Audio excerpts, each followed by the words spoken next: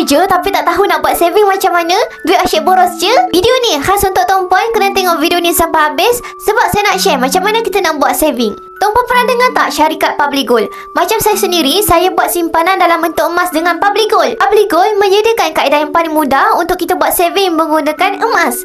Maksudnya kita simpan emas, kita bukan simpan duit. So, kita simpan melalui akaun Mas Gap Gold Accumulation Program. So, untuk Tompoy yang tak boleh nak simpan dalam bentuk cash, memang tak boleh nak buat saving langsung, saya sangat recommend untuk Tompoy buka akaun Mas Gap dan mula menyimpan dalam bentuk emas. Bukan simpan duit tapi kita simpan dalam bentuk emas. Nak mulakan simpanan emas, kita boleh mula serendah RM100 dan ke atas. Kalau Tompoy mampu nak beli 1 gram terus, Tompoy boleh beli 1 gram 1 bulan. Tak ada masalah. Kalau mampu nak simpan 2 gram 1 bulan, 10 gram 1 bulan pun boleh. Dia sangat-sangat fleksibel. Ada amount yang ditetapkan asalkan minimum RM100 dan ke atas. Kenapa simpan dalam bentuk emas? Sebab tak mudah untuk kita korek balik simpanan kita seperti kita simpan duit. Betul tak? Jadi kalau Tompoy yang baru nak mula menabung dalam bentuk emas, boleh rujuk pin video saya ataupun tekan link di bio. Nanti saya akan bantu Tompoy macam mana kita nak buat saving dalam bentuk emas.